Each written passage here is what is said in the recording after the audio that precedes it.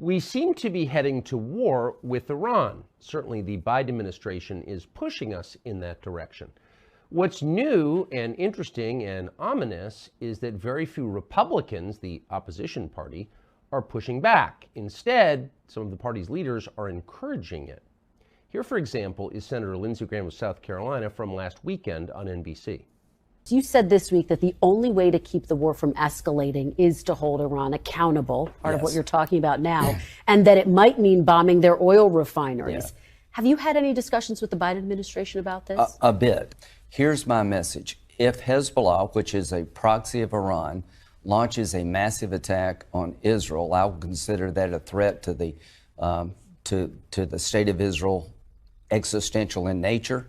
I will introduce a resolution in the United States Senate to allow military action by the United States in conjunction with Israel to knock Iran out of the oil business. Iran, if you escalate this war, we're coming for you. Are you effectively poised to declare war on Iran? That's very strong language. I am poised to use military force to destroy the source of funding for Hamas and Hezbollah. No, that's Lindsey Graham. Few others in the Republican Party will be that open about their intentions, but very few disagree with him. Certainly not in private. They agree. So what would war with Iran mean? Well, it's hard to know because virtually no one who's talking about it in public is operating from a deep interest in America's interest. Is this good for us or is it not? Former Colonel Douglas Macgregor is the CEO of Our Country, Our Choice, and one of the first people we turn to for analysis of events like this because he is interested in what happens to the United States. He joins us now. Doug, thank you for coming on. Do you think that we are moving toward war with Iran? Yes, I do. And it looks like the chosen destination is indeed Armageddon. There doesn't seem to be any real appreciation for the implications for us and frankly, for Europe and the world, as well as the Middle East, of such action. You know, take for an example, just on the economic side, about 20% of the world's oil passes through the Straits of Hormuz every month. Probably 25% of liquefied natural gas. And you're talking about shutting down 2 to 3 million barrels a day of oil from Iran. This entire region is involved in the war. This is not an Iranian monopoly by any stretch of the imagination. But the point is that when we're looking at 10-year Treasury yields up over 5%, and people are increasingly convinced that the Fed has lost control, the economic side of the house is catastrophe. Then when you look at the military side, you have to look at the arsenal of missiles that Iran possesses. And they can reach out 1,200 miles with great precision, very high explosive conventional warheads that would do enormous damage, destroying whole city blocks in places like Haifa, Tel Aviv, even Jerusalem, though I doubt they would attack Jerusalem. The bottom line is that we need to think this through, and everyone right now is emoting. There is no thinking anywhere, as far as I can tell. The only possible exception may be, amazingly enough, Mr. Erdogan in Turkey, who came out this morning and indicated he was willing to mediate the dispute between Israel and Hamas. Whether or not anyone in Washington or Israel is interested in talking, I don't know. But if we could sideline Turkey and keep Turkey out of the fight, that would ultimately help Israel enormously. So what would happen to the United States if we followed Senator Graham's advice and just began bombing critical infrastructure in Iran? Like what would happen then? Well, all of the bases that we have in Iraq and Syria, unfortunately, where we still have over 1,000 Americans, all of those would be targeted. And this time, they would target them accurately, and this destruction would be wholesale. I would expect trouble here at home and in the United States because of the open border. Hezbollah has a very large operation in Mexico. There are no doubt many Hezbollah agents inside the United States. We can only begin to imagine the kind of trouble they could cause. The missile and space program in Iran is very advanced, as is their cyber warfare capability. All of these things would be brought to bear against us. But what's most important, I think, for Americans to understand is if we attack Iran on the basis of Hezbollah's alleged willingness to attack Israel if Israel invades Gaza, we will end up in a fight with Russia. Russia will not sit by quietly and watch Iran destroyed by the United States air and naval power in the region.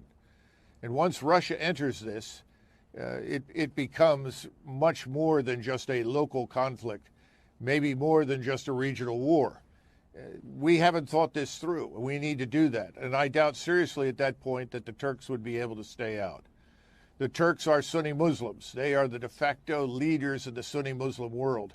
They have the largest armed forces in the region. They are in close proximity to Israel. They could move forces south through Syria very rapidly. And I'm sure Bashar al-Assad, assuming he even survives the opening of this campaign, would not obstruct them.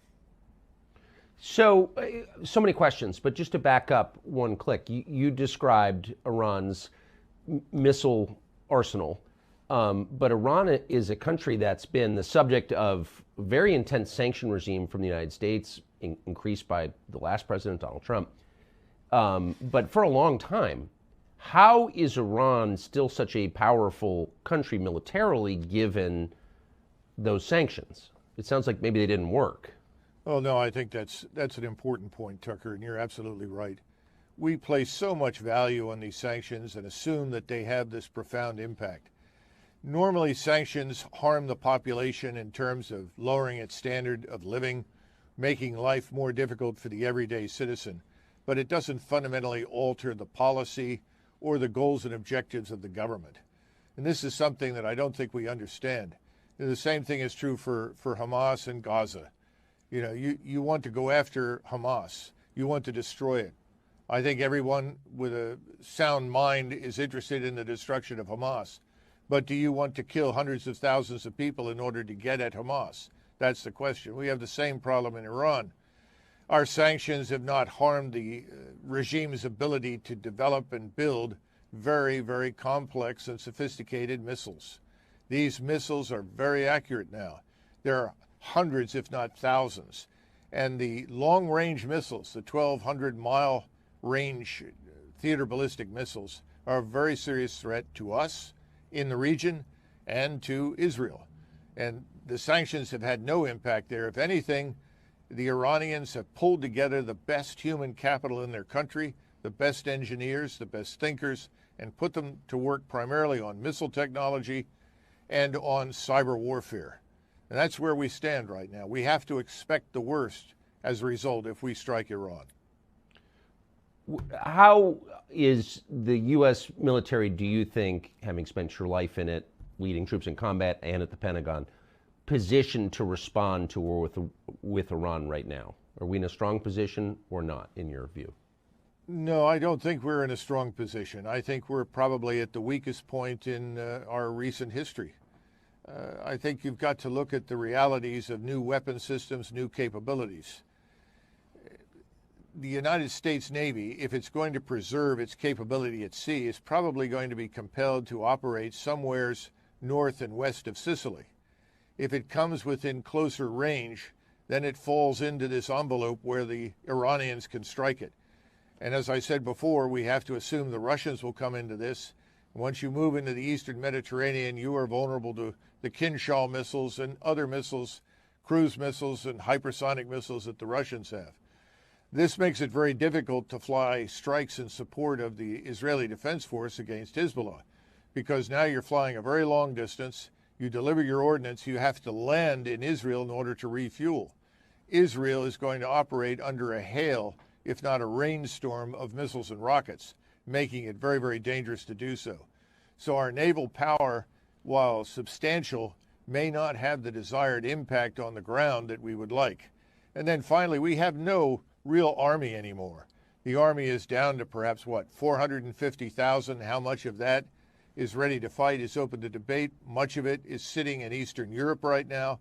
We don't have the means to rapidly ship a large force of 80 to 100,000 troops on the ground into the region, which means that we're reliant on special forces and right now 2,000 Marines and perhaps 2,000 special forces and special operations forces.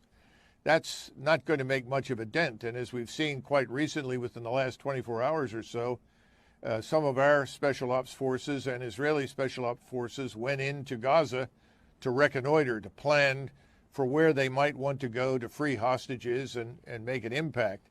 And they were shot to pieces and took heavy losses, as I understand it. I think that's where we're headed.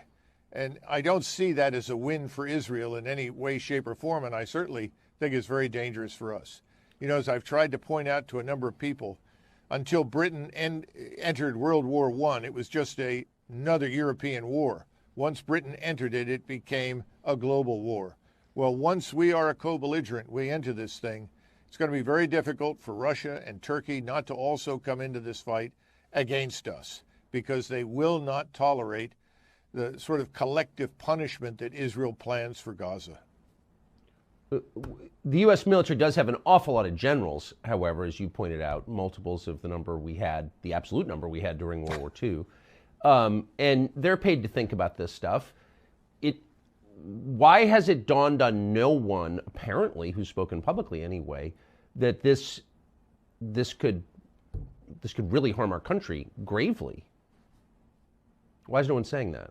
Well, I'm sure there are people in the U.S. military who are aware, but let's be frank. Most of the people at the top of the military have never operated under artillery fire or rocket fire.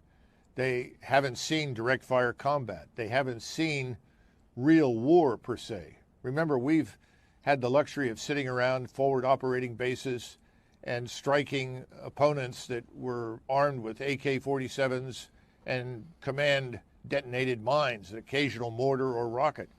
Very, very low intensity combat. This is a high-end conventional war that we're looking at with the potential to go nuclear, which obviously I don't think we or the Russians want to happen, but we have the wild card in Israel. They do have a nuclear capability. We don't know what the tripwire is for them to employ such a weapon. At that point, of course, all bets are off, and I think most of the world would turn against Israel. Right now, they just have to worry about the Muslim world against them.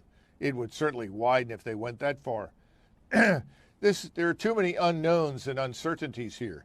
And, you know, everyone always assumes at the beginning of such a conflict, well, it'll be contained. We'll only have to fight these people, Hamas, maybe Hezbollah. It never works out that way. These things always last longer than everyone thinks. The resources required are much more profound than what we anticipated. And remember, we've already used up many of our war stocks in Ukraine, and we've left Ukraine in a state of ruins, places on life support, 500,000 dead. What are we going to do to Israel if we press ahead down this road? And it seems, listening to Secretary of State Blinken this morning, who more and more sounds like our commander-in-chief, that there is no room for negotiation, no room for mediation. Hamas must be destroyed. We must go into Gaza. If so, I think we're on this very dangerous road to Armageddon. What is the objective of the IDF and of Blinken, of the United States and Israel in this short term? Destroy Hamas, but what does that mean? Well, to destroy Hamas, in the minds, I think, of policymakers in Washington as well as in Israel, is to systematically root them out and kill them in Gaza. Mm-hmm. Now, let's be frank, when you go into an urban environment, you can't pick or choose your targets very easily. First of all, no matter how well trained you are, you're moving into an area that is rubbled. There are ruins. It's very difficult to negotiate in that. When I say negotiate, I mean negotiate the terrain through the rubble. You don't know where the enemy's going to pop up. Once you destroy all these buildings, he can be anywhere. So you're going to take losses going in. But more important, once you start going in there, you're going to end up killing whatever you find. Because the soldier, the Israeli soldier, the American soldier, very much the same, they want to live. They want to survive. When in doubt, pull the trigger. They're not going to stop and say, now, wait a minute, before I shoot, I really need to think about this because that may be a civilian or there may be a family there. That's not going to happen. You can't expect that. So the notion that this is a kind of warfare that is so precise that it can avoid so-called collateral damage is just nonsense. We can't expect miracles from the IDF or our own troops, which means that you're going to annihilate everything in Gaza. And remember, the Israelis would like to push the population out. The problem is when you push the population out, if you did into Egypt, you're going to run into trouble with the Egyptians. But even if you manage to get them there, you're only moving the problem that confronts you 20 miles, 30 miles away. In other words, killing people isn't going to solve the problem. But it's very attractive at the moment, and it's very difficult to talk people out of it. Do you believe American troops will be engaged, physically present in the invasion of Gaza? I'm sure they will, because we have American citizens who are hostages. And we've already made it clear that we will assist and support the Israelis in freeing those hostages. Again, the problem is, how do you get the hostages out when you're fighting in this extraordinarily dirty and complex environment? What's to prevent the hostages from simply being executed as soon as you move in force into Gaza? I think the Israelis know that. I think our leadership in Washington knows it. They may have even decided that if that happens, that's tragic, but the ultimate goal of destroying Hamas demands this. Again, it's the issue of collective punishment. I would encourage Americans everywhere to listen to King Abdullah of Jordan's speech in Cairo just a couple of days ago, where he made it clear that he agreed with the abhorrence of what had happened in Israel and loathes Hamas for its barbarity and savagery. But he also goes on to point out that collective punishment meted out to 2 million people is unacceptable, both under international law and for humanitarian reasons. That's the problem. And as Americans see more destruction and more film footage and photographs come out of Gaza showing children, women, old men dying, being killed, the support for Israel is going to erode. And at the same time, the anger and hatred inside the region, which already dislikes Israel, is going to be phenomenal. So Israel is doing something that I think no one has ever accomplished, at least not in my lifetime, and that is uniting Sunni and Shia against itself. That's why I think we have an obligation to save Israel from itself, but that's not a popular position. Right now, it's bombs away, and everyone is cheering.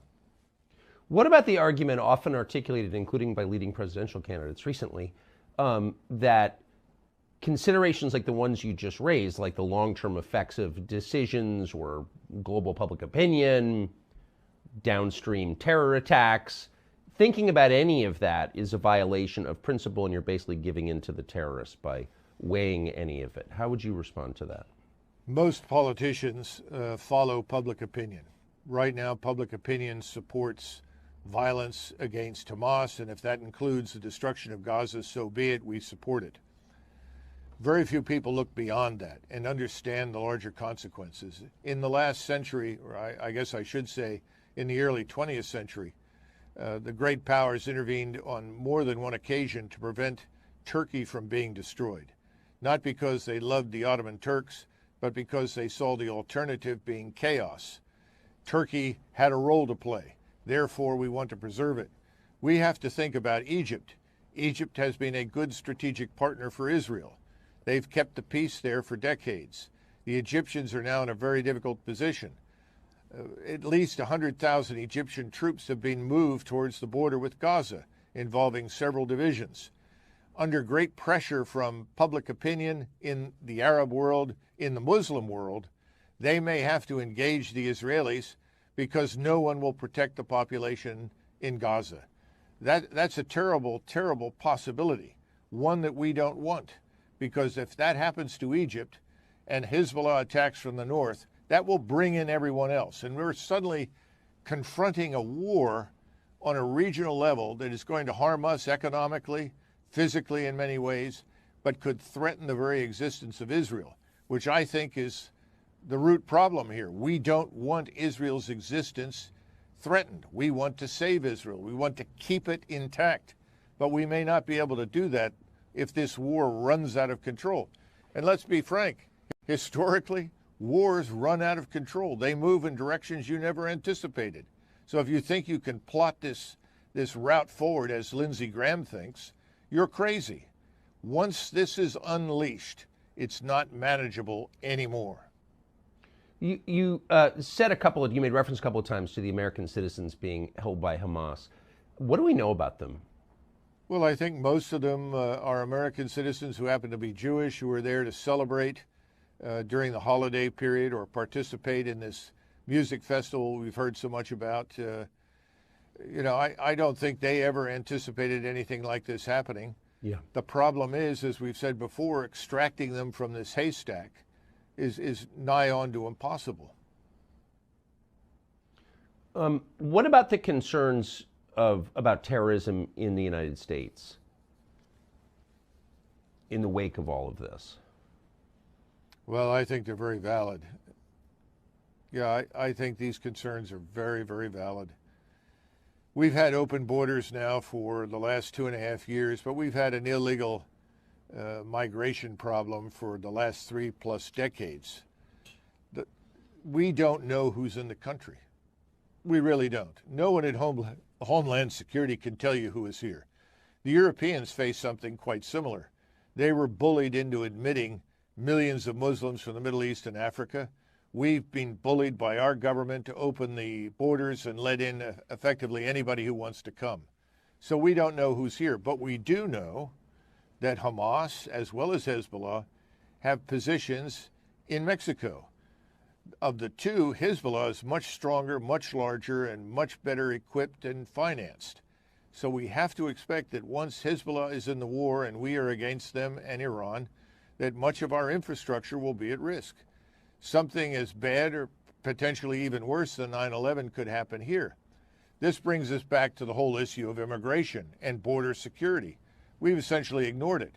The same politicians who are pushing for war against virtually everyone in the Middle East, which is what it boils down to in the final analysis, don't seem to have thought carefully about protecting us or our borders from all of the terrible things that we've seen in Israel. How much damage could these same people do to us in a shopping mall in the space of 15 minutes? It doesn't take much imagination to understand how dangerous this is. Do you think that this war, if it comes, and as you said, it seems like it is, how will that affect American domestic politics? War traditionally has been used by the people in power to shut down dissent. Can you imagine that happening in this case? Well, I think they'll try. Fortunately, thanks to people like Elon Musk, who bought Twitter and ended the censorship or suspended it, the truth does get through and reach Americans. But Americans will figure out pretty quickly if two things tend to happen at once. You have the war overseas and the war here, but remember the economy and the financial condition right now.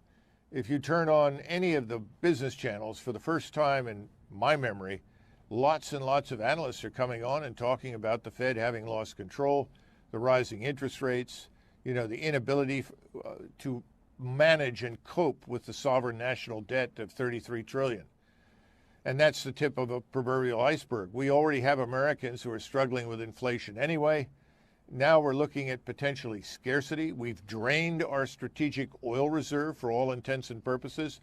If the Strait of Hormuz is shut down, if the Suez Canal is closed, we're in a lot of trouble in the short run, that's for sure.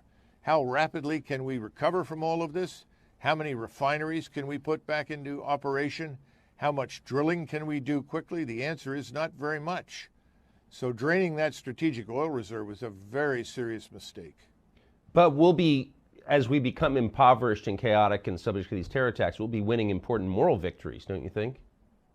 Well, in our effort to stand at Israel's side and help protect Israel, we have taken a different route and cast moral turpitude to the side. In other words, how do you help one without committing a war crime against the other? This is the problem with collective punishment. This is the problem with annihilating Gaza and trying to sweep out its population. That's unacceptable to us as Americans. I don't think if you sat down any of Israel's most ardent supporters in the United States and said, are you willing to trade the lives of several 100,000 people in Gaza for the lives taken in Israel by Hamas? After all, Hamas and Palestinian Jihad were the fighters. They lost 1,500. There were 3,000 involved in the several waves of the attack. they're dead. Now we're looking at perhaps 5,000 civilians dead. How many more will we witness? Is that somehow or another justified morally? And I think a lot of Americans will struggle with that. That's why I say it would be best if we had a cooling off period. I'm glad that the Israelis are waiting for additional naval power to arrive on station in the Mediterranean, and also for additional equipment, theater ballistic missile defense, and so forth. But we need to use this time to think carefully about how far we want to go, because right now it's a one-way street to regional war. And I don't think anybody really wants that if they think about it carefully. Therefore, looking at someone like Erdogan, however slippery we may consider him to be, his willingness to mediate is a bright light in an otherwise very dark sky. And we should look to that, because we don't want the regional war. It will destroy us economically. We're already in bad shape. We've already suffered because of the foolish intervention in Ukraine to try to destroy Russia. Now we have Russia more powerful militarily than it's been since the 80s, and it's poised to enter on the side of Iran. We should all give that some serious thought.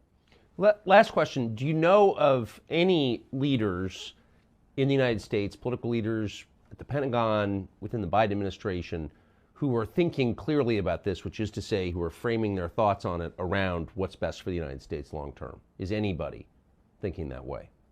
Yes, there are. The problem is none of them hold high positions in government, and none of their voices or their analyses or their viewpoints are going to reach anybody in power. I think you have to listen carefully to what Secretary of State Blinken said. He was absolutely unambiguous. We are going to destroy Hamas, whatever that takes. That means regional war, frankly.